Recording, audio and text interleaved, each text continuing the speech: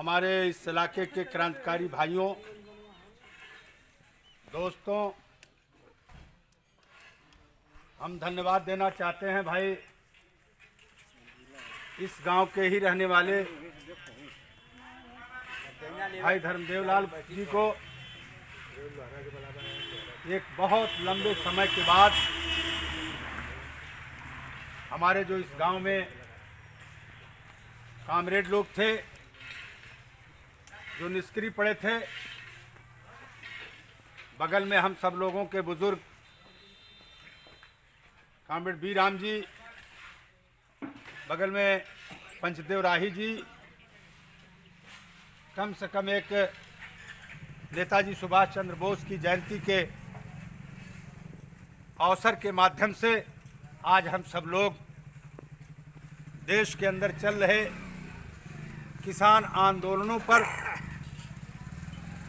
नेताजी सुभाष चंद्र बोस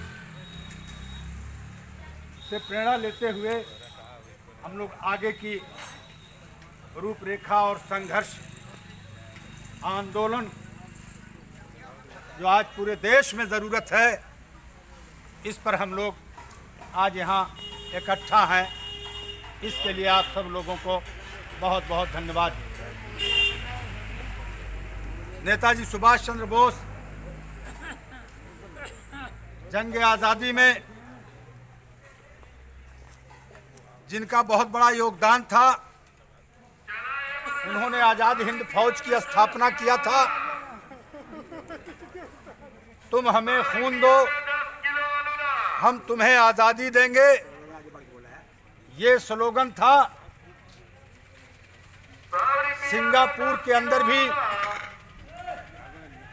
नेताजी सुभाष चंद्र बोस ने आज़ाद हिंद फौज की स्थापना को लेकर के, जिसमें हमारे इलाके के भी तमाम लोग उनके आज़ाद हिंद फौज के सिपाही थे।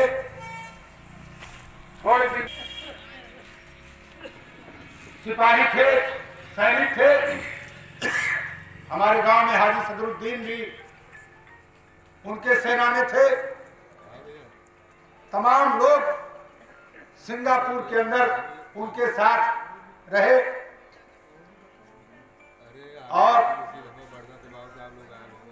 हिंदुस्तान के अंदर जब अंग्रेजों का कब्जा शुरू हुआ, मैं विस्तार में नहीं जाना चाहता, इसलिए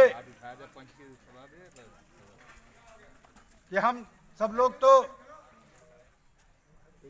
बहुत ही व्यस्त हैं, समय का अभाव है। हमारे बीच में डॉक्टर बसंत जी, राम जन्म जी, प्रतापगढ़ से आए हुए वकील साहब, तमाम साथी हैं। हम तो आज सबको सुनना चाहते थे, लेकिन समय अभाव के चलते हमारी कुछ मजबूरियां हैं, इसलिए हम आपके बीच में दो शब्द कह करके जाना चाहते। लेकिन ये लोग क्या कर रहे थे? जिस दौर के लोग आज हुकूमत में हैं, जिनसे इस मुल्क के किसानों से, इस मुल्क के मजदूरों से कोई वास्ता नहीं, कोई ताल्लुक नहीं, इन्हें नहीं मालूम कि हमारे इस देश का मजदूर, इस देश के किसान की क्या पीड़ा है। इनके विदेश मंत्री, इनके ये प्रधानमंत्री खुद, इनकी पूरी कैबिनेट इस बात को जानकारी, इस बात की उनको इल्म नहीं है कि इस ठंडी के सीजन में किसान कैसे अपने फसलों में पानी देता है, आलू की बुआई कैसे होती है, चना की बुआई कैसे होती है, ये इनके कैबिनेट को नहीं मालूम। आजादी की लड़ाई में अंग्रेजों के साथ खड़े थे और आज जब देश आजाद हो गया, इस देश के अंदर हमारे इस किसान और मजदूर आंदोलन को जब जब पीक पर आया हमारे देश के अंदर, जब मजदूरों किसानों के हाथों में ताकत आएगी, इस मुल्क में किसान और मजदूर के पक्ष में नीतियां बनेगी, उनके पैदावार का वाजिब मूल्य मिलेगा, उन्हें भी अपनी फसल का दाम तय करने का अधिकार मिलेगा।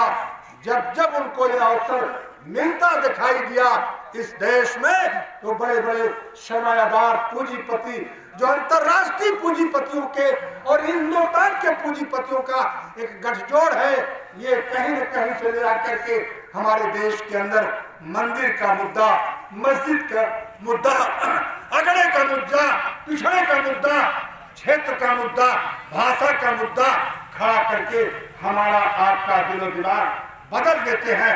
बुनियादी तौर से वो दुश्मन केवल अगर किसी के हैं वो किसान के दुश्मन है, वो मजदूर के दुश्मन है, इसके अलावा और इनके टारगेट में दूसरा कोई नहीं है। ये बात आज हम नेताजी सुभाष चंद्र बोस की जयंती के अवसर पर कहना चाहते हैं। लगातार अभी किसानों के आंदोलन में रात में 11 बजे रात में प्लान के तहत सरकारी प्लान थी किसान आंदोलन को बदनाम करने के लिए, पुलिस से मिल करके किसान नेताओं को की हत्या करने के लिए साजिश में वहां आदमी लगा दिया था। रात में किसान नेताओं ने उनको पकड़ लिया, दबोच लिया, सोशल मीडिया पे आ रहा। आखिर क्या वजह है? आप बुला रहे हैं बात करने के लिए, वार्ता हो रही है, आप 1.5 साल के लिए इस काले कानून को स्थगित कर रहे हैं। आखिर क्यों नहीं? इस पूरे काले कानून पे लोकतंत्र है, और लोकतंत्र में जब सर ज्यादा खड़े हो जाए, हाथ ज्यादा खड़े हो जाए, ये काला कानून है, इसे वापस लो। लोकतंत्र की यही परिभाषा है कि उस कानून को आपको वापस ले लेना चाहिए। इनके अंदर कोई नैतिकता नहीं है, और ये आज पूरे देश में सुलग रही है। पूरे हिंदुस्तान के ग्रामीण अंचलों में यह आग सुलग रही है। नेताजी सुभाष चंद्र बोस के इस जयंती के अवसर पे इस बात के लिए हम सब लोगों को तैयार रहना है कि किसान ऑर्गेनाइजेशन जितने भी हैं वो संगठित हों, और जो जनवादी वामपंथी विचारधारा के लोग जितने हैं वो संगठित हों। संगठित होकर के कोई जरूरी नहीं है कि हम दिल्ली की तरफ ही कूच करें। हमारे पास भी आजमगढ़ जिला मुख्यालय है, तहसील मुख्यालय है, ब्लॉक मुख्यालय है। हमें भी रणनीति बना करके उस किसान आंदोलन का जबरदस्त ढंग से हमको समर्थन ही नहीं बल्कि हमको अपने अपने इलाके से आंदोलन को खड़ा करने की जरूरत है कि लगे हाथ इनके वो सारे कारनामे, सारे इनके फर्जी वादे और सीधे तौर पर पूंजीपतियों को ताकत पहुंचाने का जो षड्यंत्र है, इसको बेनकाब करने की जरूरत है।